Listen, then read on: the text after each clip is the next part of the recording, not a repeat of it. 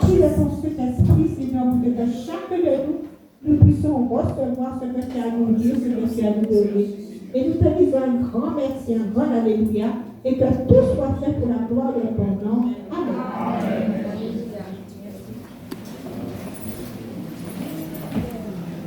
Amen, amen, amen.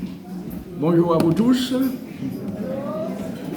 Que le nom de l'Éternel soit béni. On peut dire ça encore, que le nom de l'Éternel soit béni. Et on peut dire aussi gloire à Jésus. Amen. Alors, il paraît que j'ai fait peur à certains. Ne me voyant pas arriver, ils ont cru que j'avais un problème. Non, j'ai eu un problème, mais de retard. Mais je suis encore là. Je ne suis pas encore parti. Que Dieu soit béni. Et je suis heureux de vous retrouver. Alléluia, pour pouvoir célébrer le nom de notre Seigneur. C'est vrai, nous sommes au dernier dimanche du 7e mois de l'année 2025. C'est une grâce de voir déjà presque 7 mois terminés. Hein? Combien de ceux qui étaient là au début de l'année, mais j'allais dire du mois, ou encore de la semaine, et qui ne sont plus dans ce monde, et même encore pire, au début de cette matinée, au lever du jour. Certains étaient là et puis ils ne sont plus là. Ils sont déjà passés de l'autre côté. Alors c'est une grâce d'être en vie 2 fois, hein, parce qu'avec Jésus, nous avons tout en double. Nous avons la vie naturelle, la vie physique, mais nous avons aussi la vie spirituelle. Ce n'est pas donné à tout le monde. Hein. Ceux qui n'ont pas Jésus n'ont qu'une vie. Hein. Mais ceux qui ont Jésus ont 2 vies. Ça veut dire que si notre vie physique s'arrête, notre vie continue dans l'éternité. Il faut-il encore que nous préparons pour pouvoir partir à n'importe quel moment. Nous ne savons ni le jour, ni l'heure, ni où, ni comment. D'où la nécessité d'être toujours prêt. Amen. Alors, la méditation de ce matin, le titre de mon message, c'est « Que cherchez-vous » Que cherchez-vous? Alors notez bien, ce n'est pas qui cherchez-vous, mais que cherchez-vous? Alors d'où je suis allé sortir ce titre, eh bien c'est d'une question que Jésus avait posée à 2 disciples de Jean-Baptiste qui s'étaient mis à suivre Jésus. Hein, on va trouver ça dans l'évangile de Jean, chapitre 1er, et le verset 35. Le verset 35. Alors, il faut dire que Jean avait baptisé Jésus quelques jours avant, et puis après,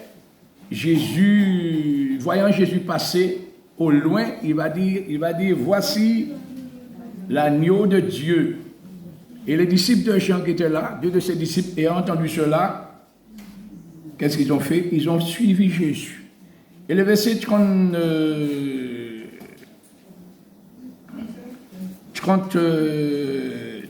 les disciples l'entendirent, oui voilà, 37, pardon, 37. Prononcer ces paroles, ils ont entendu Jean prononcer cette parole concernant Jésus, et ils ont suivi Jésus. Et Jésus se retourna, et voyant qu'ils le suivaient, qu'est-ce qu'il a fait? Qu'est-ce qu'il a dit? Il a dit, que cherchez-vous? Pas qui cherchez-vous, mais que cherchez-vous? En créole, ça va donner quoi? Qui ça d'autre qu'à chercher? Voilà. Ou bien qui ça d'autre l'est? Ça c'est important, bien aimé. Et alors les disciples vont dire de Jean, alors dans les 2, il y en avait un qui s'appelait André. Mais savez-vous qui était André? André, c'était le frère de Simon que Jésus va appeler Pierre. Donc ça sous-entend qu'avant qu'André ne soit le disciple de Jésus, il était le disciple de Jean. Et a entendu le témoignage de Jean concernant Jésus, il a suivi Jésus et par la suite il va devenir non seulement un disciple de Jésus, mais encore un apôtre de Jésus-Christ, André, le frère. Et c'est lui qui va rencontrer son frère, le premier, Simon, et qui va l'emmener à Jésus. Et Jésus, voyant Pierre, va lui dire, tu es Simon, mais tu seras appelé Cépha, qui veut dire Pierre. Alors voilà, qui cherchez-vous? Alors ailleurs, Jésus dira, que cherchez-vous, oui, que cherchez-vous, autant pour moi, que cherchez-vous. Mais la question est posée, on peut dire aussi, qui cherchez-vous? Mais je préfère le mot que cherchez-vous. Parce que quand on dit qui, ça veut dire on cherche quelqu'un. Les deux ont leur importance. Hein? Alors quelqu'un dira ici, bon, si je cherche quelqu'un, c'est Jésus. Mais Jésus n'a pas posé la question, qui cherchez-vous? Il a dit, que cherchez-vous? Parce qu'il y a beaucoup de personnes qui cherchent Jésus, mais pas pour Jésus lui-même, c'est pour ce que Jésus donne. C'est pourquoi quand la question est donnée et posée ainsi, que cherchez-vous? Voilà, parce que j'avais même pas vu mon frère là. Salut. Alléluia. Alors, que cherchez-vous? C'est qu'est-ce que vous voulez? Pourquoi? Et c'est la question qui nous est posée aujourd'hui, bien-aimés. Quelques 20 siècles plus tard, hein? Que cherchez-vous? Alors, on va aller plus loin. Donc, je m'apprêtais à dire que Jésus a dit ailleurs à des gens qui le cherchaient. Voilà. Des gens qui le cherchaient. Il va leur poser, il va démystifier la chose, il va éclaircir la chose. Alors, on va voir, ce texte se trouve dans Jean 6, toujours le même évangile. Tournons la page au chapitre 6e et regardons au verset 2. Il nous est dit, une grande foule le suivait. Pourquoi? Parce qu'elle voyait les miracles qu'il opérait sur les malades. Donc on peut penser que voilà, il y avait de l'ambiance, c'était spectaculaire, c'était formidable. Donc les gens suivaient Jésus parce qu'ils voyaient les miracles qu'il opérait sur les malades. Ça, c'était ce que les hommes pouvaient penser. Mais Jésus va leur dire autre chose au verset 26 à cette foule qui le suivait. Et si vous lisez la suite du texte, vous allez voir qu'ils ont suivi Jésus, mais à un moment, Jésus leur avait échappé du regard, en quelque sorte, parce que Jésus était allé prier ailleurs, et puis ils ont fini par trouver Jésus après, et puis ils vont dire à Jésus, mais où étais-tu passé, etc. Et c'est là que Jésus va éclaircir la chose. Au verset 26, pardon, pas 36, mais 26. Voilà. Jésus leur répondit, parce que, pour bien comprendre ce que je vous disais, il faudrait prendre le verset 24. Les gens de la foule ayant vu que ni Jésus, ni ses disciples n'étaient montés, n'étaient là, montèrent eux-mêmes dans ces barques et allèrent à Capernaum à la recherche de Jésus. Donc, ils cherchaient Jésus.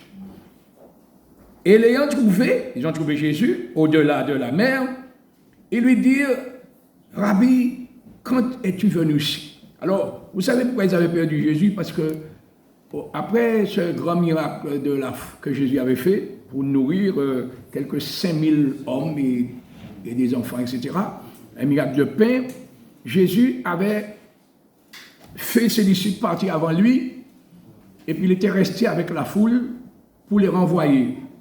Pourquoi? Parce que s'il était parti en même temps que ses disciples, la foule l'aurait suivi. Et comme Jésus avait une autre chose à faire avant de retrouver ses disciples, donc il est resté là pour maintenir la foule sur place. Et après avoir renvoyé la foule, les disciples étaient déjà partis en barque, dans des barques. Et là, Jésus va monter sur la montagne et puis il va prier. C'est ce qu'il avait besoin de faire. Après avoir envoyé la foule, vous pouvez lire ça dans les versets précédents.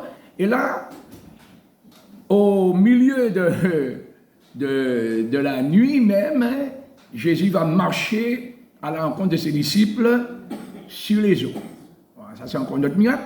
Et puis finalement, donc, la foule, c'est pourquoi ils ont perdu Jésus, parce que Jésus, ils ont vu que Jésus n'était pas monté dans les barques avec ses disciples. Jésus était monté sur la montagne, mais ils n'ont pas vu Jésus. Jésus était passé. Mais entre-temps, Jésus est parti, il a marché sur la mer, puis il a rejoint ses disciples, et puis ils sont allés ailleurs. Alors, ils se sont mis, quand ils ont vu que Jésus n'était pas là, ils sont montés dans les barques qui étaient là, les autres barques, et ils sont allés à la recherche de Jésus. L'ayant trouvé, ils vont dire à Jésus, quand es-tu venu ici? Parce qu'ils avaient vu que Jésus n'était pas parti en barque. Et donc, les disciples savaient ce qui s'était passé, mais la foule ignorait ce que Jésus avait fait, ce miracle-là, marchant sur les eaux. Alors là, Jésus va leur dire, au verset 26, Jésus leur répondit, en vérité, je vous le dis, vous me cherchez non parce que vous avez vu des miracles, parce que c'est ce qui est dit plus haut. On suivait Jésus parce qu'il avait vu des miracles, mais Jésus regarde au cœur. Il connaît ce qui se passe dans le cœur des hommes. Il va rectifier la chose. Il va leur dire, vous me cherchez non pas parce que vous avez vu des miracles, mais c'est parce que vous avez mangé des pains et que vous avez été rassasiés. Quelle information que ce texte nous donne, frères et sœurs, concernant vous et moi, les humains, qui sont à la recherche de Jésus, ou bien qui cherchent Dieu. C'est peut-être pas forcément pour du pain, mais ça peut être pour une bénédiction matérielle. Hein? Pourquoi tu cherches Dieu? Pourquoi tu cherches Jésus? Pourquoi? Voilà, il y a des gens qui sont là pour des intérêts personnels, pour des choses matérielles. Et Jésus va leur dire, travaillez, non pour la nourriture qui périt, mais pour celle qui subsiste pour la vie éternelle. Voilà une autre information que le Seigneur nous apporte, c'est qu'il y a deux sortes de nourriture. Et il va dire ailleurs que l'homme ne vit pas seulement de pain.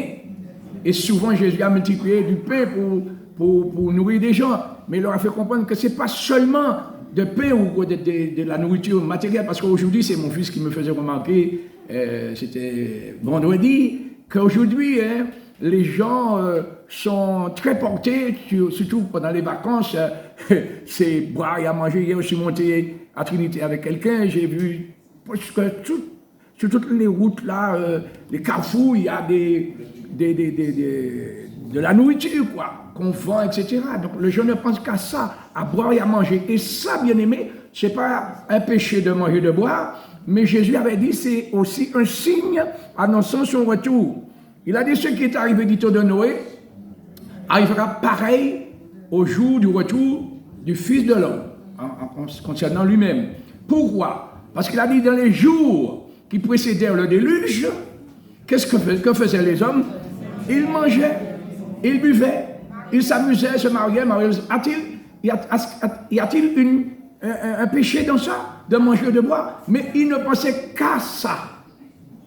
Qu'à remplir leur ventre. Vous savez que la personne avec qui j'étais me racontait une histoire quand il y a des distributions de choses, de vivre gratuitement, comment les gens s'affolent et veulent prendre tout pour eux. J'avais vu un jour, il y avait une pénurie d'huile en Martinique. Et puis quand l'huile est arrivée, j'ai vu des gens qui se battaient pour prendre 2 cartons d'huile. 2 cartons. Je crois qu'il y avait à peu près 15 bouteilles dedans. Alors au moins 30 litres d'huile. Et puis tant pis pour les autres qui n'ont pas. Si on dit qu'il y a un cyclone qui arrive, alors les supermarchés sont dévalisés. Vous voyez, les gens sont de ce côté-là, ils sont très, très, très avisés, très bruyants.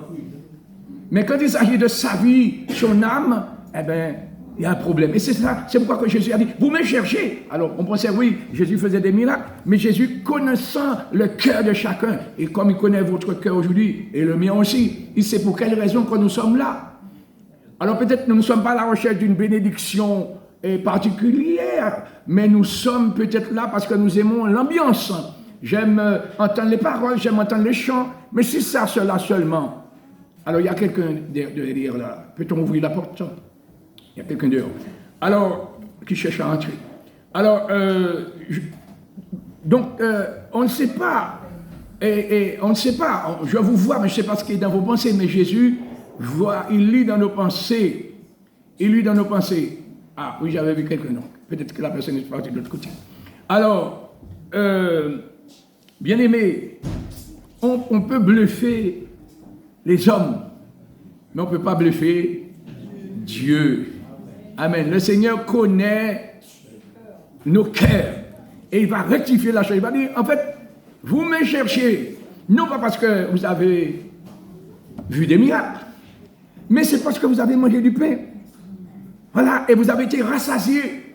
Et là, Jésus va leur dire, mais travaillez, non pour la nourriture qui périt, mais pour celles qui subsistent pour la vie éternelle. Et dans ce domaine-là, bien aimé, dans le temps où nous sommes, il y a une grande négligence. Je ne parle même pas aux gens qui ne connaissent pas Dieu, mais je parle au peuple de Dieu.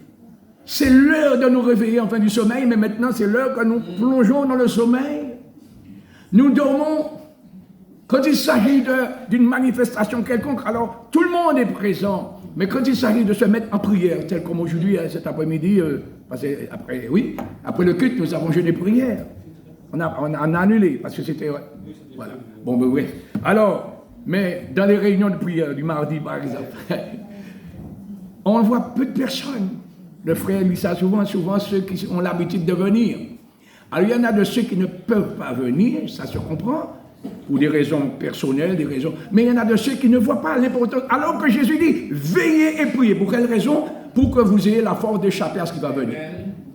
Et c'est pas quand les choses vont se corser et que les difficultés vont nous tomber dessus que nous aurons la force de prier. Souvenons-nous plutôt de Daniel, le prophète Daniel, qui avait pris l'habitude de prier 3 fois le jour, ou 3 fois par jour. Lorsque une loi a été promulguée pour interdire les gens de prier, lui, il a continué à prier. Pourquoi? Parce qu'il avait eu l'habitude de le faire. Mais s'il n'avait pas eu l'habitude de prier, ce n'est pas à ce moment-là qu'il était interdit de prier que Daniel allait risquer sa vie pour prier. Et justement, cette loi ne portait pas le nom de Daniel, mais c'était une loi spécifiquement établie pour empêcher Daniel de prier. Parce que pourquoi ses ennemis, ses adversaires qui voulaient le faire tomber, ont cherché dans tout ce qu'il avait, parce que c'était un administrateur. S'il y avait une faille, ils n'ont pas trouvé de faille parce que Daniel était un homme intègre. Alors ils ont dit, nous ne trouverons pas dans sa manière de gérer les choses, mais certainement nous allons trouver une faille dans la loi de son Dieu. Et ils ont compris que si Daniel était toujours au top dans sa gestion, dans sa manière de faire, c'est parce que c'était un homme de prière. Alors ils ont dit, si nous arrivons à l'empêcher de prier pendant 1 mois seulement, 30 jours, on va avoir sa peau. C'est ça. Et donc, c'est pourquoi ils ont voté cette loi. Ils ont piégé le roi qui voulait établir Daniel comme le chef de tous ces hommes-là. C'est surtout par jalousie qu'ils ont agi ainsi. Mais Daniel, c'est ça qui m'a frappé, parce qu'un jour le Seigneur m'a parlé sur ce verset-là, par ce verset-là. Ayant su que le décret était en vigueur, Daniel se retira comme d'habitude et il priait 3 fois le jour, toujours la fenêtre de sa chambre en direction de Jérusalem. Et c'est pourquoi que comme les gens l'observaient, s'il avait fermé la fenêtre, certainement on n'aurait pas vu ce qu'il faisait. Mais comme la fenêtre était ouverte et que les gens l'observaient, le guettaient, donc on l'a trouvé en flagrant délit de prière. Pourquoi flagrant délit de prière? Puisque la loi disait qu'il était interdit de prier excepté le roi. Mais Daniel a bravé tout ça parce qu'il avait pris l'habitude. Vous savez, l'habitude devient une seconde nature. J'ai vu des gens passer, regardez quand même s'il n'y a pas des gens qui arrivent. Donc, une seconde nature. Une seconde nature. La loi, l'habitude devient une seconde nature. Donc, si nous prenons des bonnes habitudes, alors nous allons avoir l'habitude de faire des bonnes choses. Mais si nous prenons des mauvaises habitudes, nous allons avoir l'habitude de faire des mauvaises choses. Et bien aimé, ça c'est important. Il y a une loi que nous ne sommes pas censés ignorer. Cette loi, c'est une loi que j'appelle la loi naturelle. C'est une loi naturelle, pas la loi de la nature. On la retrouve dans la nature, mais c'est une loi naturelle. Qu'on soit croyant ou pas, cette loi s'applique automatiquement à chacun de nous. Sur le plan matériel, il est dit, si on plante par exemple, on n'a pas besoin de dire ça, mais si on plante une graine quelconque, une graine de maïs par exemple, il est évident que ce sont des maïs que nous allons récolter. Si c'est des concombres, c'est la même chose. On ne peut pas planter une graine et puis récolter le contraire. Et si ça devrait se faire, on aurait eu un problème. On aurait trouvé ça pas normal. On allait signaler ça. C'est pas normal. J'ai planté des gombos et j'ai des pastèques. C'est pas normal. Donc vous voyez naturellement cette loi. Mais le Seigneur dit, c'était pas prévu, mais on va voir ça. Envoyez le texte sur l'écran plus précisément. Galates 6, verset 7. Galates 6, verset 7. C'est pas Jésus qui a déclaré ça, mais c'est tout comme, parce que l'apôtre qui parle ici, c'est celui qui a dit, j'ai reçu du Seigneur ce que je vous ai enseigné. C'est pas dans ce texte qu'il dit ça, mais il dit, ne vous y trompez pas. Ça veut dire en créole, pas tromper corps, ou bien pas crayonner corps. Ce qu'un homme, une femme, parce que quelqu'un dit, ouais, mais un homme, c'est pas une femme. Le mot homme englobe tout le monde. Hein? Ce qu'un homme aura semé, il le moissonnera aussi, bien-aimé. Là où nous investissons, c'est là où nous allons avoir des intérêts. Mais si c'est un mauvais investissement, eh bien on va perdre des intérêts. Il dit, on ne se moque pas de Dieu. Donc ça veut dire que ça vient de Dieu, cette loi-là. Alors je parlais de la nature, mais là, la semence ici, il est question de notre manière de vivre, notre manière de faire, la raison pour laquelle nous sommes à la recherche de Dieu. Est-ce que surtout nous sommes toujours bornés sur notre personnalité, notre moi, notre ego? Si vous voulez savoir qu'est-ce qui est dans le cœur de quelqu'un, qu'est-ce qu'il faut faire, il faut écouter ce que dit sa bouche. Pas une fois, mais continuellement. C'est de l'abondance du cœur que la bouche parle. Celui qui est fier de son ego, on entend souvent dire « moi, je ». Moi, je. Moi, je. Tandis que le chrétien apprend à mettre Dieu d'abord. Ce n'est pas toujours « moi, je », mais c'est toi, Seigneur. Et chercher la volonté de Dieu. Voilà, ça c'est important. Alors, ce que nous moissonnons, il le moissonnera aussi. Mais plus, le verset suivant dit, celui qui sème. Donc on voit ici, il y a deux manières de semer. Portez attention à ce qui est écrit là. Je vous dis ça, mais je vous donne le texte. Comme ça, nous avons la possibilité d'entendre et de voir. Parce que Dieu nous a dotés de deux mémoires incorporées, n'est-ce pas? Visuelle et auditive. Et souvent, le Seigneur, et ça m'a toujours interpellé, le Seigneur dit que celui qui a des oreilles, pour entendre. Je me suis dit, mais comment ça? Celui qui nous a donné une paire d'oreilles ne sait pas que nous avons des oreilles? Il sait, puisque c'est lui qui nous les a données. Mais il sait aussi que nous n'entendons pas toujours ce que nous ne voulons pas entendre. Voilà. Et donc, si nous entendons et que nous comprenons, ça va nous obliger à obéir. Alors, nous préférons ne pas entendre. Voilà, ne pas entendre. Mais le Seigneur dit que donc, bien souvent, on n'entend pas ce que Dieu... Et pourtant, Dieu parle. Il parle tantôt d'une manière, tantôt d'une autre, mais il parle tellement qu'on l'a surnommé la parole. La parole. Au commencement était la parole était avec Dieu, et la parole est Dieu. Et pourtant, on n'entend pas Dieu. Beaucoup de personnes, même des chrétiens, qui devraient normalement entendre Dieu nous parler, puisque Dieu parle à ses enfants bien-aimés. Et c'est ça la différence entre la religion et la relation, la vie en Christ. Quand je lis ma Bible et j'entends l'Éternel dit à telle personne, et ces gens-là, ils savaient que c'était Dieu qui leur avait parlé. Et la Bible nous dit dans Hébreux 13, verset 8, que Jésus-Christ est le même hier, aujourd'hui, éternellement. On prend ce texte pour dire que oui, Jésus est guéri encore aujourd'hui. Mais il n'y a pas que ça. Ce qu'il a fait dans le passé, il n'a pas changé d'attitude. Il change peut-être de stratégie. Oui, puisque nous sommes dans la dispensation de la grâce. Mais Dieu reste tout ce qu'il a toujours été. Et Jésus-Christ aussi. Donc si dans le passé il a parlé, aujourd'hui il parle encore. Mais le problème c'est que nous ne sommes pas à l'écoute de Dieu, surtout aujourd'hui. Et le monde nous formate pour que nous ne puissions pas rester dans le silence. Vous voyez, il y a des gens qui ont peur du silence. C'est pourquoi qu'on a peur de la solitude. Et quand j'étudie la parole de Dieu, je vois que la solitude a son importance. Parce que le premier confinement qui a existé dans l'histoire, c'est quel confinement? C'est le confinement du prophète Élie. Il était confiné près du torrent de Kérit. Et là, il a entendu la voix de Dieu qui lui a dit, quand le torrent a séché, il a entendu Dieu qui lui dit, va Sarepta. Si vous prenez la carte géographique pour voir le trajet qu'il a fait à pied, pour aller à Sarepta, parce que j'ai ordonné à une veuve de te nourrir. Oui, il était là tout seul. Il entendait. Moïse avait une famille, hein, des femmes et des enfants, mais quand il était sur la montagne pendant 40 jours, on pourrait dire aussi qu'il était confiné. Il était là avec Dieu, et il entendait ce que Dieu lui disait. Vous voyez ça? On a peur de la solitude.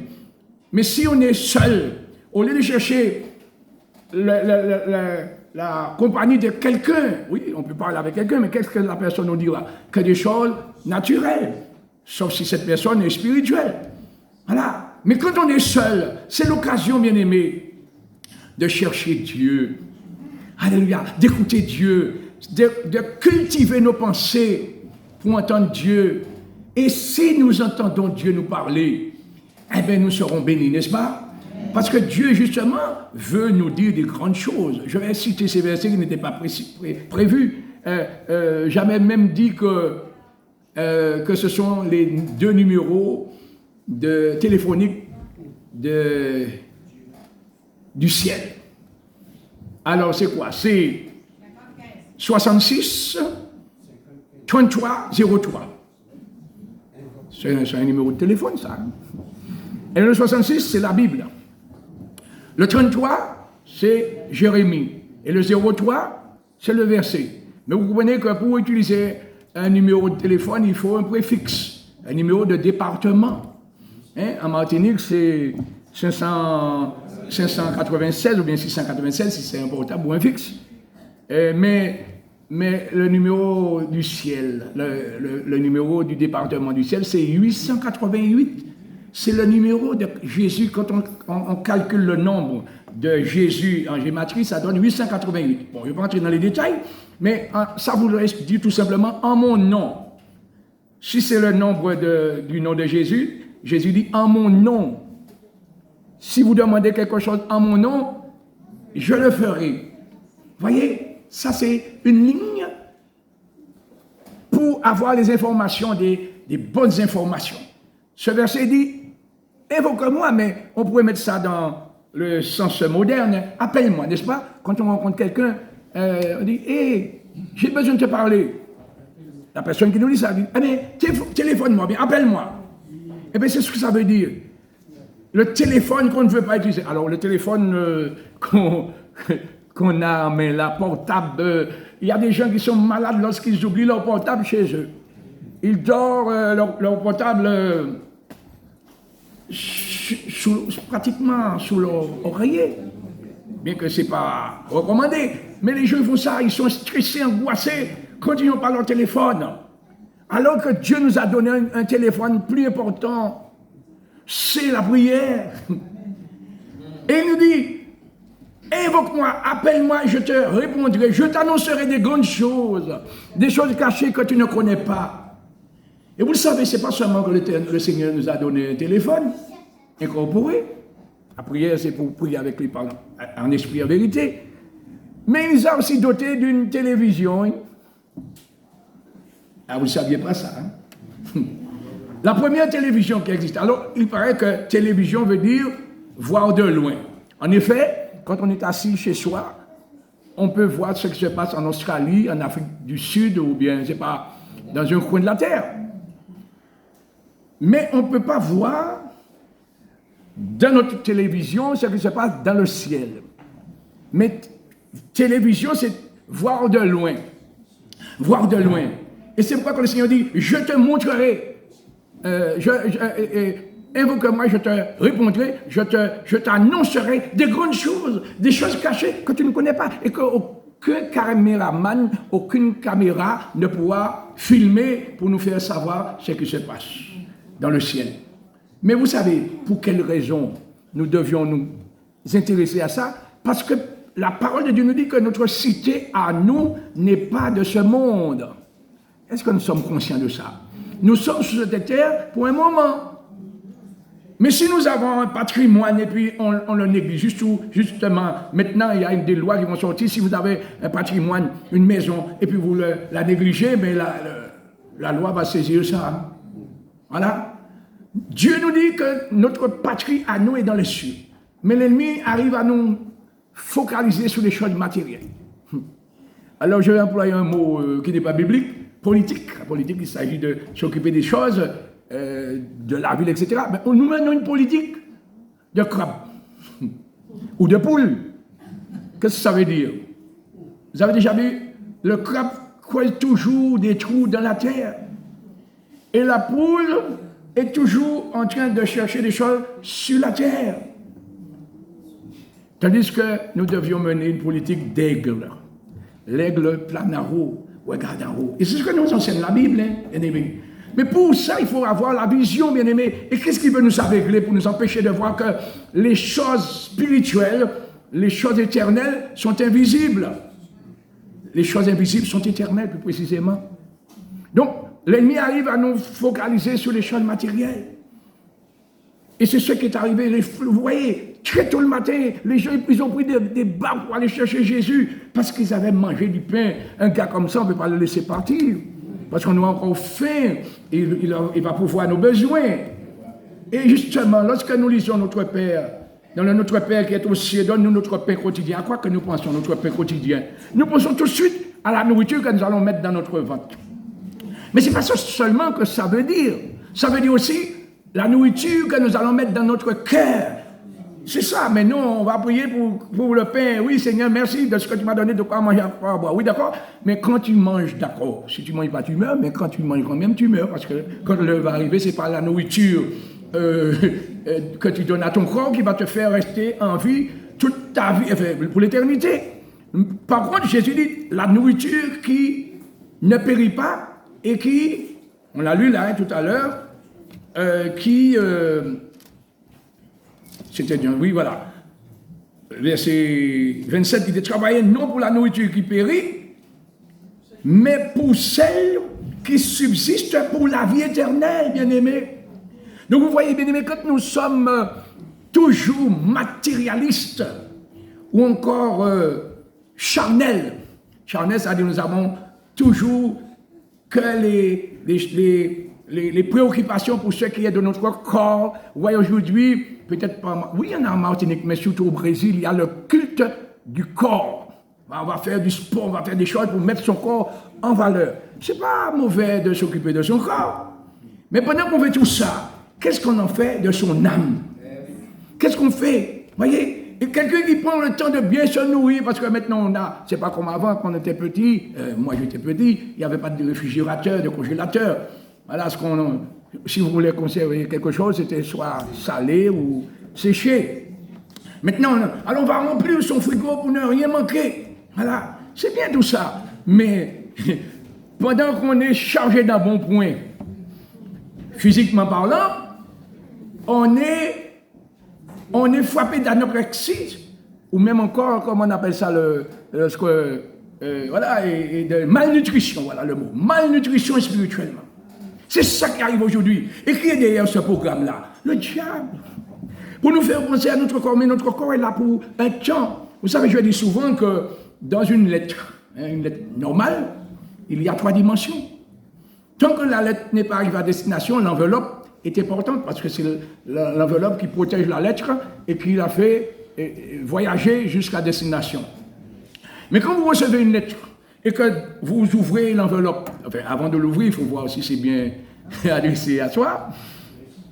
Et donc, tout de suite, ce qui nous intéresse, ce n'est pas ce qui est sur l'enveloppe, c'est ce qui est dans l'enveloppe. Et vous sortez une feuille.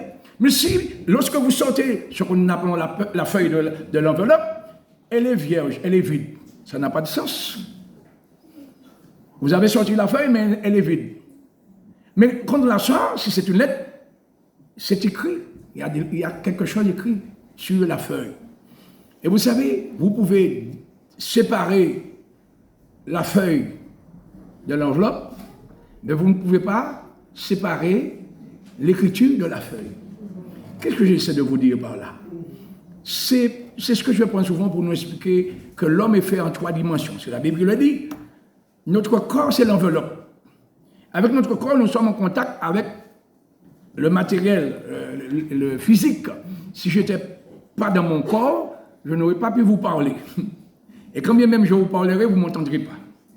Voilà. Mais quand l'esprit, alors l'esprit dans la feuille là, il y a ce que nous appelons la lettre, il y a l'écriture et la feuille. Laquelle est la plus importante selon vous? La feuille ou l'écriture? L'écriture. Mais l'écriture ne peut pas exister sans la feuille. Et on ne peut pas dissocier l'écriture de la feuille. C'est ce que je voudrais vous faire comprendre, que c'est exactement ce qui se passe lorsque notre personne, parce que l'homme est créé à l'image de Dieu. Et Dieu est esprit, donc nous sommes esprits. Et nous ne sommes pas toujours conscients de ça, bien-aimés. Nous sommes plutôt conscients de notre corps, mais nous sommes esprits. Nous possédons une âme qui veut dire notre personnalité, et nous vivons dans un corps qui est notre enveloppe. Mais ce n'est pas parce qu'on va quitter cette enveloppe, quand on est mort physiquement, que tout est fini. C'est ce qu'on nous a fait croire. Mais ce n'est pas ce que la Bible dit. Et s'il y a quelqu'un que nous devons écouter, c'est bien celui qui était mort, qui est revenu à la vie, qui était au ciel, et puis qui est descendu sur la terre pour nous dire ce qui se passe. Non, on préfère écouter les hommes. Voilà. Et le Seigneur, sachant que les hommes seraient amenés à se poser cette question, a déjà donné la réponse dans la parole. Ne dites pas qui montera au ciel pour vous dire toutes ces choses. C'est en faire descendre Christ. Personne ne vous a jamais dit, qui est-ce qui s'est monté en ciel pour venir dire ça ou quoi dire là? Ou bien qui est-ce qui s'est mort pour venir dire ça? Le Seigneur, la parole de Dieu, c'est la vérité. Et aujourd'hui, tout est fait pour nous faire croire que la Bible, c'est à rejeter. Alors que la Bible, c'est, au commencement était la parole était avec Dieu et la parole était Dieu. Si on cherche Dieu réellement, eh bien on va chercher Dieu à travers sa parole. Jésus a dit à la femme samaritaine, l'heure est venue où ce ne sera mis sur cette montagne, le mont Garizim, c'était là que les Samaritains adoraient un Dieu qu'ils ne connaissaient même pas encore. On leur avait appris, mais il y avait un amalgame entre le sacré, ce qu'on appelle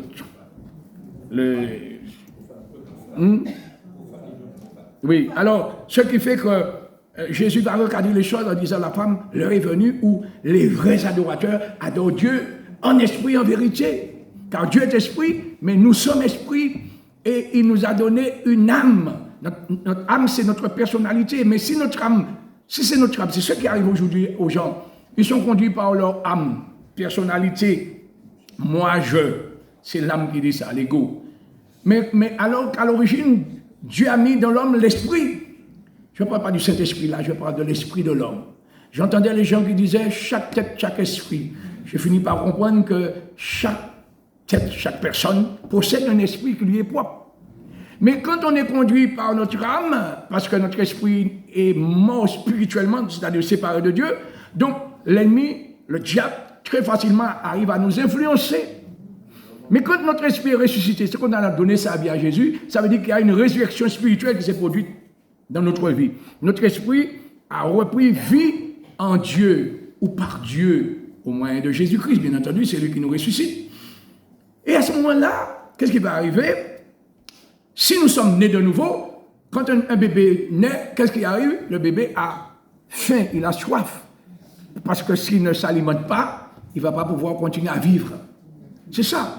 Et si vous avez un bébé, et puis vous le nourrissez, mais les jours passent, les mois passent, les années passent, et le bébé ne grandit pas.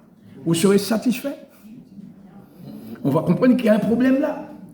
Et bien souvent, c'est ce qui arrive. Hein. Nous sommes là des années même à l'évangile, mais nous ne progressons pas. Pourquoi? Parce que nous n'avons pas compris que nous devons investir dans le royaume des cieux, bien-aimés. Le royaume des cieux, c'est Jésus lui-même. Hein. Que Dieu soit béni. Alors, jusque-là, vous me suivez? Je vais aller un petit peu plus loin. Alors, nous avons vu travailler pour la nourriture qui subsiste éternellement. Alors, avant de revenir sur ça, quand même, j'avais parlé de 2 numéros de téléphone. J'ai donné un, je n'ai pas donné l'autre. Le premier, j'ai dit, c'était Jérémie 33, verset 3. Ça, c'est pour la ligne, pour avoir les informations. Et puis, la deuxième ligne téléphonique que le Seigneur nous met à notre disposition, c'est pour les détresses. C'est Somme 50, verset 15. Alors, il y a des gens qui utilisent que cette ligne-là. Dieu qu'on est en détresse, ah Seigneur, sauve-moi, bien, prie pour moi. Souvent, ça m'arrive des gens à prier pour moi. Je dis, attention, je suis José, je ne suis pas Jésus. Je peux prier pour toi, mais ce n'est pas parce que je vais prier pour toi que Dieu va faire exactement ce que je lui demande de faire si toi, tu ne remplis pas les conditions que Dieu attend de toi. Vous voyez, c'est ça, on pense que la prière est magique. Quelqu'un va prier, puis Dieu va agir. Non, Dieu n'est pas notre commissionnaire, hein. Il est le Seigneur. Mais il dit, si vous mettez en pratique mes ordonnances, mes préceptes, on n'aura même pas besoin de demander à quelqu'un de prier pour nous. Dieu dit, j'ordonnerai à la bénédiction d'être avec toi. C'est ça. Mais il y a une condition à remplir. Bien aimé, ça c'est important. Alors, oui, Somme 50, invoque-moi au jour de la détresse, je te délivrerai et tu me glorifieras. Ça, il y a beaucoup de personnes qui connaissent ça. J'ai connu dans mon ministère des personnes avec qui j'ai prié et qui ont été délivrées, guéries, restaurées, ont même trouvé du travail. Et quand tout est allé bien, ces personnes sont parties vivre leur vie. Ils veulent ce que Dieu donne, mais ils ne veulent pas de Dieu dans leur vie. C'est pourquoi que Jésus a dit, vous me cherchez non pas parce que vous avez vu des miracles, c'est parce que vous avez mangé du pain. Il y a des gens, et vous qui m'écoutez là ce matin, posez-vous la question. Nous devons nous poser cette question, mais qu'est-ce qui me motive à chercher Dieu? Pour quelle raison je cherche Dieu? Certains, c'est pour une situation matérielle. Mais vous allez voir, je vous invite à prendre justement ce verset, Matthieu 6, 33. Oui, voilà, 33, 6, 33. C'est sorti de la bouche de Jésus. Vous voyez comment il nous aime? Et puis, il nous donne un conseil. Mais vous savez, quelqu'un peut vous conseiller, et puis que vous n'êtes pas du tout prêt à écouter le conseil. Hein. C'est pourquoi, comme moi-même, en écoutant quelqu'un parler un jour, je me suis fait une idée. J'ai dit, moi, pas qu'il n'y a personne conseil, les gens ne pas demander moi un conseil. Parce que des fois, tu as une bonne intention, tu vas dire, ah oui, mais la personne te dit, mais qui c'est? Et c'est biblique même, dans la Bible, on a vu des gens comme ça. Des prophètes qui sont venus parler à certains rois, puis le roi a dit, mais qui t'a établi conseiller du roi? Retire-toi de peur que tu ne meurs. Lorsque quelqu'un n'est pas prêt à écouter un conseil, et puis dans tes bonnes intentions, eh ben, tu veux l'aider, mais la personne n'est pas prête. Mais c'est quand la personne même te dit, ben, voilà, qu'est-ce que tu me conseilles? Alors là, c'est différent. Oui, mais il faut attendre, c'est ce que Dieu attend et fait, c'est comme ça qu'il procède. Il attend que nous lui posions la question. Mais là, il a donné ce conseil, mais qui c'est qui écoute ce conseil? Qui c'est qui prend à cœur ce conseil-là que le Seigneur donne dans Matthieu 6, 33, c'est affiché là. C'est toujours ce mot-là, chercher. Que cherchez-vous? Même pas qui cherchez-vous, mais que cherchez-vous? Et là, le conseil, cherchez premièrement le royaume. Attention, quand on parle de royaume, nous parlons de roi, mais nous parlons d'un domaine qui est bien organisé et que tous ceux qui font partie du royaume sont les sujets du roi. Donc le roi est leur maître. Et vous savez, un roi n'est pas comme un président. Un roi a droit de vie et de mort sur ses sujets, n'est-ce pas? Et comme nous voulons mener notre vie à notre guide, donc on évite le royaume de Dieu, parce que si on est dans le royaume de Dieu, on sera forcément obligé d'obéir aux lois du royaume. C'est peut-être pour cette raison-là que certains ne veulent pas chercher en priorité le royaume de Dieu et la justice. Parce que ce royaume fonctionne à pour base, la justice fonctionne par la justice, et nous voyons aujourd'hui, c'est l'injustice qui est prônée. Voilà, l'injustice. Vous voyez, si par exemple vous voulez changer de sexe, on va me condamner pour vous dire ça, mais je le dirai quand même, c'est la vérité. Mais on nous prend en charge 100%, plus de 35 000 € va être mis à notre disposition pour changer de sexe. Mais quand j'ai voulu changer mes lunettes là, qui me permettent de voir, on m'a donné 12 centimes. 12 centimes sur des lunettes qui coûtent presque 1 000 €. Alors vous voyez, je pourrais prendre plusieurs exemples comme ça. Hein. Mais c'est pour vous montrer dans quel monde nous vivons. C'est pourquoi que le Seigneur dit, maudit soit l'homme qui met sa confiance dans l'homme, qui prend la chair pour appui. Le mal est appelé bien, le bien est appelé mal. Si vous êtes marié aujourd'hui et que vous avez besoin d'aide, on va vous dire, mais parce que vous êtes marié, vous n'avez pas de droit. Alors divorcez. C'est pourquoi quand les gens veulent vivre dans le concubinage, dans la fornication, plutôt que pour avoir des avantages matériels. Mais toutes ces choses-là, c'est pour dépendre de l'homme et pas de Dieu. Alors que le Seigneur, c'est lui qui veut nous bénir. Il veut faire de nous la tête. Mais c'est quand nous obéissons à sa parole. Alors, il dit chercher premièrement le royaume de Dieu et la justice. Et toutes ces choses-là pour lesquelles nous nous préoccupons, nous seront données par-dessus. En plus, quelle est ta priorité, mon ami, en ce matin?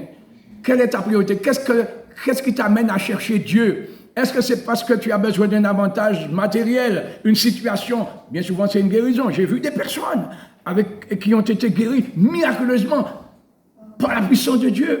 Et ces gens-là sont marqués, comme dit Jean-Claude, au fer rouge.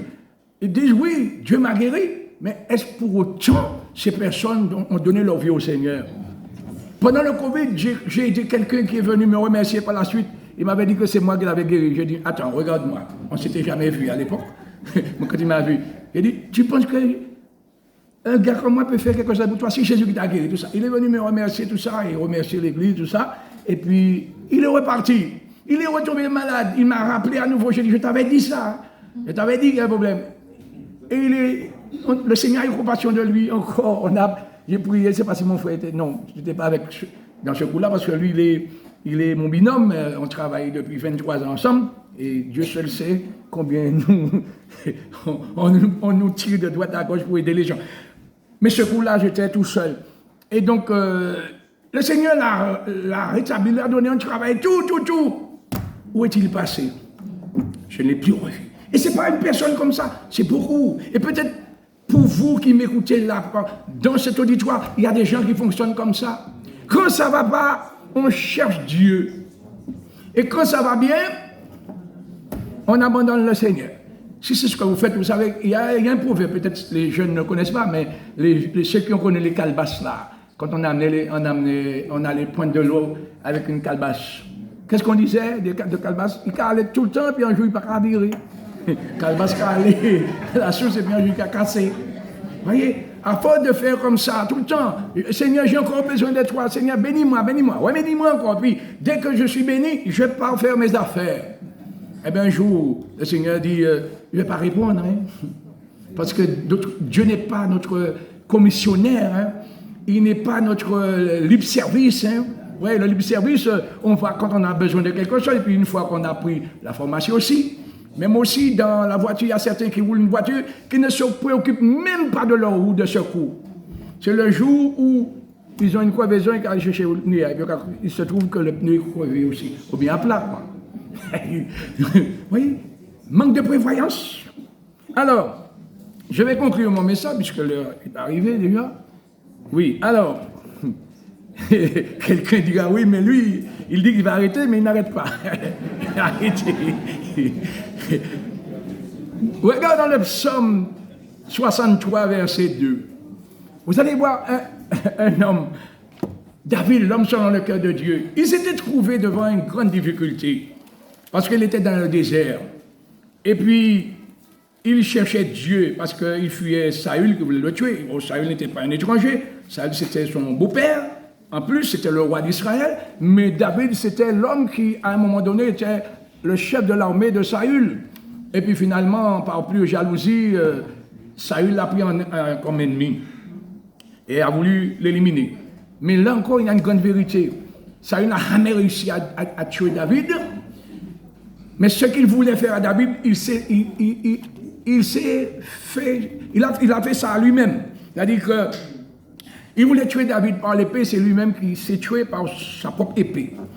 Alors ici, David dit au verset 2, « Oh Dieu », et le Dieu est écrit avec un D majuscule, c'est pas les dieux des nations, les dieux des idoles, les dieux fabriqués par... Mais c'est le Dieu créateur. « Oh Dieu, tu es mon Dieu ». Ah. « Oh Dieu, tu es mon Dieu. Je te cherche », c'est toujours le mot, je te cherche. Mon âme a soif de toi, mon corps soupire après toi, dans une terre aride et desséchée, parce qu'il était dans le désert, voilà, de Juda.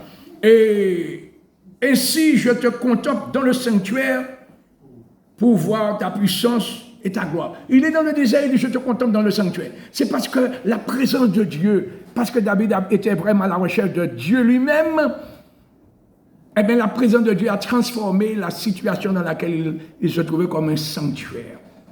C'est ça.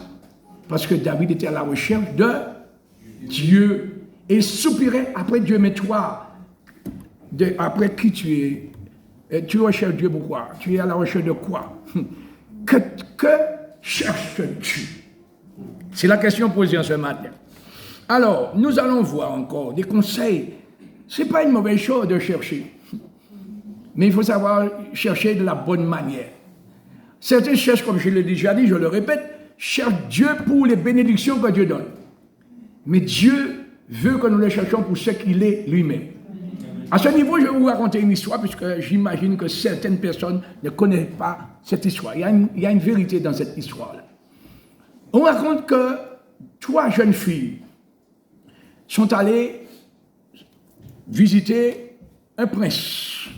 Et le prince leur a proposé à un moment donné de visiter la salle du trésor. Et le prince leur a dit, non seulement vous pouvez visiter la salle du trésor, mais vous avez droit à choisir dans tous ces bijoux, tous ces trésors qui sont là, un bijou à votre convenance. Quel que soit le bijou, celui que vous allez choisir, il sera à vous. Alors la première a regardé, elle a vu ce qu'on appelle une rivière, je crois qu'on appelle ce bijou-là qu'on met là. C'est plutôt les orientales, les femmes orientales qui portent ça. Voilà, de grandes valeurs, avec des perles et des diamants. Et le prince a tenu sa parole. Il a dit, elle est à vous. La deuxième a regardé, tout était beau, mais elle n'avait droit qu'à une chose. Elle a pris du temps, mais elle a fini par choisir aussi son bijou. Et le prince a tenu parole. Et la troisième aussi, regardez tout, elle voulait tout, mais elle n'avait droit qu'à un bijou. Et d'après vous, qu'est-ce que la troisième a choisi? Le prince. Le prince aussi, hein? Alors, et vous savez, la moralité de cette histoire, c'est qu'en choisissant le prince, elle est devenue princesse. En fait, tous les trésors du prince lui appartenaient. La moralité de cette histoire, bien-aimé, ce prince en question, c'est Jésus. Et ces 3 jeunes filles, c'est vous et moi. Vous savez, tout est en 3 dimensions. Souvent, les bijoux de valeur, ce sont les bénédictions, les grâces particulières que Dieu veut nous donner et peut nous donner. Alors, il y a des gens qui cherchent Dieu pour ces choses-là. Mais toi, ce matin, que cherches-tu? Que choisis-tu? Moi, j'ai choisi le prince. Depuis 47 ans, j'ai donné ma vie à Jésus. Et pourtant, j'ai grandi dans une famille chrétienne. Mais j'attendais mes 18 ans pour aller vivre ma vie ailleurs. Mais le Seigneur a attendu que j'atteigne cet âge-là, 18 ans. Et il m'a dit, José, c'est pas parce que tes parents sont enfants de Dieu que ça fait automatiquement de toi un enfant de Dieu. Il faut me rencontrer comme sauveur personnel. Et c'est ce que le Seigneur a fait. Il m'a choisi. Et regarde, je vois un frère là que je le guettais depuis un moment. Vous ne le connaissez pas, mais il est derrière là, frère Yves Célestine. Je garde un grand souvenir de ce frère. C'est vrai, j'étais à l'évangile avant lui. Mais il est parti en métropole et il a fait des expériences. Et il est revenu partager ce qu'il avait fait comme expérience avec moi. Ça date des années 1982. Il a prié avec moi, avec la sœur Nadine, pour la réception du baptême de l'Esprit. Et c'est à partir de là que ma vie a changé.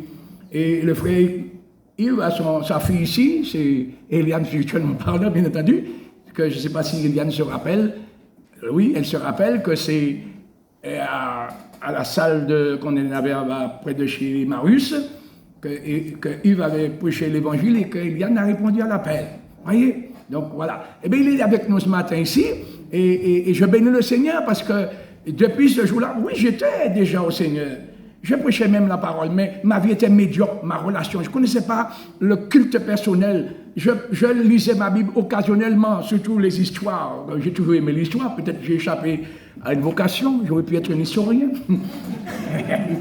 Mais j'ai toujours aimé, je lisais les histoires de la Bible, Samson, etc. Mais je ne lisais pas les évangiles. Mais quand j'ai rencontré quand ce frère-là est venu, il a prié pour moi, puis le Saint-Esprit m'a rempli. J'ai appris le culte personnel, c'est à partir de là, ma vie a pris une autre dimension, bien aimé. Ça date de 1982. Et nous sommes en 2025. Et ça continue toujours. Alléluia. C'est pour ça que je suis reconnaissant à mon frère. Hein? Je fais une parenthèse, je conclue mon message même dedans. Alors, c'est pour dire, mais il ne faut pas. Moi, c'est comme ça. C'est pas parce que des fois je ne dis rien, quand j'oublie, je repars dans mon esprit tous les bienfaits dont j'ai reçus par Dieu, mais à travers des frères et sœurs. Je n'oublie pas ça. Parce que j'ai constaté que nous avons un problème. Je dis nous, hein. Nous oublions les bienfaits qu'on nous fait, mais si quelqu'un nous a fait une grâce, j'allais dire, eh bien, ça, on n'oublie pas ça du tout. Et c'est l'inverse qui est vrai. Voilà. Même si la personne m'a fait du mal, mais au moins elle m'avait fait du bien un jour. Et pourquoi j'oublie le bien qu'elle m'a fait? Bien aimé, ça c'est important. Alors voilà, jusque-là, vous êtes là avec moi, je dirais comme Michael, est-ce ou la Evel? Alors, nous allons finir. Jean 7, 37. Le dernier jour du grand jour, le jour de la fête. Alors, le dernier jour, le grand jour de la fête, Jésus se tenant debout s'écria. Il était dans une fête, il s'est tenu debout, il s'écria, si quelqu'un a soif, qu'il vienne où? À moi, dit Jésus, et qu'il boive. Mais c'est quand tu as soif que tu viens, qu'il boive. Celui qui croit en moi, des fleuves d'eau vive couleront. Écoutez bien ça, et notez bien, il n'est pas dit un fleuve d'eau vive, il dit des fleuves d'eau vive. Et ailleurs, il avait dit à la femme samaritaine, si tu connaissais le don de Dieu, qui est celui qui te demande à boire, c'est toi-même qui lui aurais demandé à boire, et l'eau qui te donnerait deviendrait une source. Ça c'est le salut, une source qui jaillirait jusque dans la vie éternelle. Mais là, c'est des fleuves. Ça parle de... On va voir de quoi ça parle, bien aimé. Et des fleuves d'eau vive, des fleuves d'eau vive couleront de son sein, comme dit l'Écriture. Vous voyez, comme dit l'Écriture, Jésus fait référence aux Écritures, à la parole de Dieu. Et aujourd'hui, on met ça de côté. La Bible, c'est un livre démodé. Comme dit l'Écriture. Et il dit cela de quoi? De l'esprit que devaient recevoir ceux qui croiraient en lui. Voilà, il dit ça. Vous voyez, c'est ça. Quand on fait l'expérience, alors, si ta vie est médiocre comme elle a été pour moi dans le passé, le remède à cela, c'est une plénitude de l'esprit. Rempli du Saint-Esprit. Quand on est rempli du Saint-Esprit, on ne dort plus. Eh bien, on va dormir physiquement, mais pas spirituellement. On sera motivé pour les choses d'en haut parce que l'Esprit sonde les profondeurs de Dieu. Et l'Esprit nous donne des visions pour voir les choses qui se passent dans le royaume des cieux. C'est parce qu'il est arrivé à Jean. Lorsque Jean était sur l'île de Patmos, il était dans la souffrance, exilé. Mais le Seigneur ne lui a pas ramené dans le passé pour dire, oh, quand tu étais à Eiffel, quand tu étais ici. Non, non, il l'a amené vers le futur. Regarde ce qui t'attend de l'autre côté et puis va dire à tes frères, affermis tes frères avec ces paroles prophétiques. L'Apocalypse, ce n'est pas un livre historique, c'est un livre prophétique qui annonce ce qui va arriver par la suite. Et Jean a été consolé et puis il a consolé les autres avec ça. Bien aimé, c'est ça ce que j'appelle la télé spirituelle, hein, voir de loin. Il avait des choses qui se passent longtemps, des siècles avant. Et donc, voilà. Pour finir, donc, le Seigneur nous dit 2 Corinthiens 3, verset 17, or le Seigneur, c'est l'Esprit. Le Seigneur, c'est l'Esprit. Le Seigneur, c'est qui? La Bible nous dit qu'on appelle Seigneur Dieu, Seigneur Jésus, mais la Bible spécifie qu'il y a un seul Seigneur. Donc le Seigneur Dieu et le Seigneur Jésus, c'est le même Seigneur. Mais le même Seigneur, Seigneur qui veut dire maître, c'est l'Esprit. L'Esprit ici, c'est l'Esprit du Seigneur. Et là où est l'Esprit de Dieu, ou bien l'Esprit du Seigneur, qu'est-ce qu'il y a? Il y a la liberté.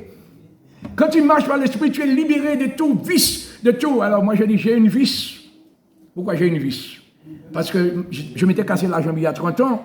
On avait mis 7 vis, on en a retiré 6, et l'autre est resté encastré dans l'os. Donc j'ai une vis. mais je n'ai plus de vices. Le Seigneur m'a débarrassé des vices. J'étais un homme vicieux aussi, hein?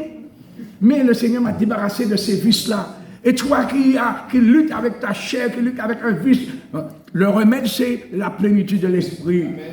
Mais c'est pas dire Seigneur, remplis-moi de ton Saint-Esprit, tu restes toujours vide.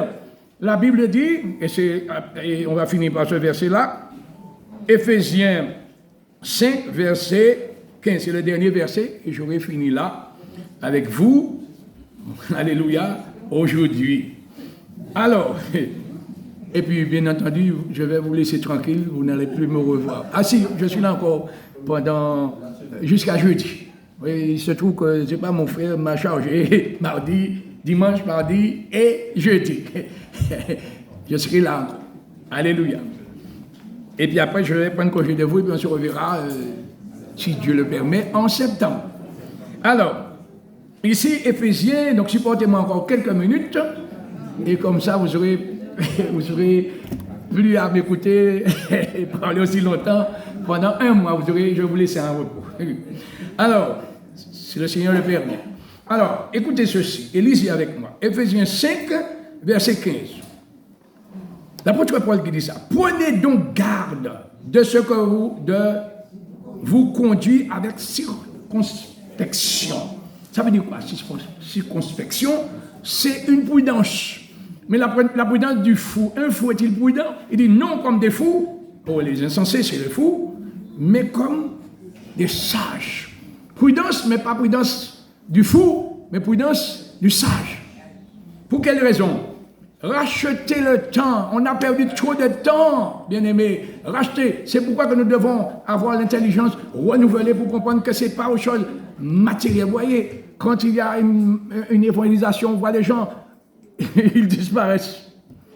Mais bientôt, il va y avoir un Baka Festival qu'on appelle Bacchanal sur le Vauclin là. Vous allez voir, c'est payant et ça dure 2 jours. Vous allez voir les gens. Et avant ça, il y aura un truc en Trois-Îlets ou en Andalousie. Voilà. Oui, les gens, et ça, c'est encore des signes. On parle de milliers de personnes, 15 000, 20 000 personnes réunies. 2 jours, à fond la caisse. Les hommes aiment leur plaisir plus que Dieu.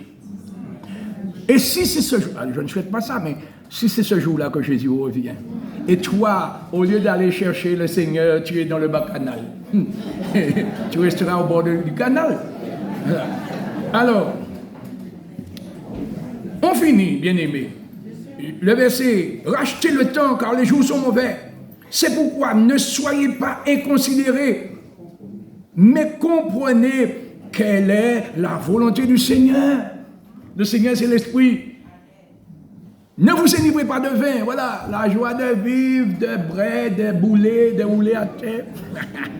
Je me rappelle quand j'étais à Neveu, j'habitais à Neveu, c'était une période de Noël. Ce jour-là, ma famille était partie, j'étais tout seul à la maison. J'ai entendu un truc, ça qui part à Brérôme, ce sont des animaux, tellement que le matin, je me suis réveillé avec ça dans ma tête, malgré moi. Oui, ça.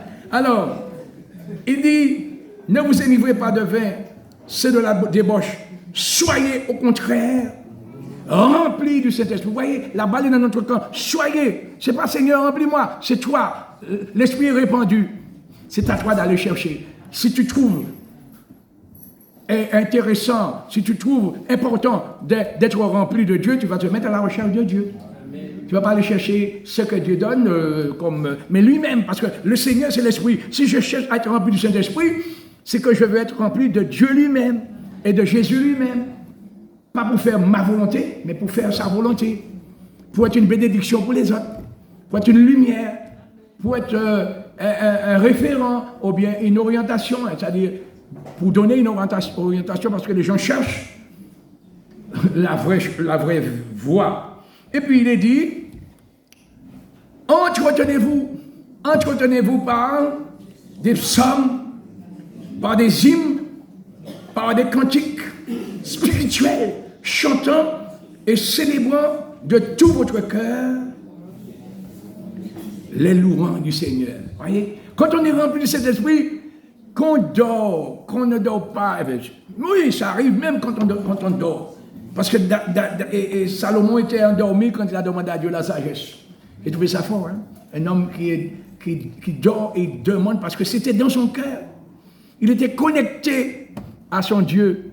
Et c'est ça qui est important, bien-aimé. Que le Seigneur nous aide à pouvoir comprendre que l'heure est venue où nous ne devons plus faire la demi-mesure.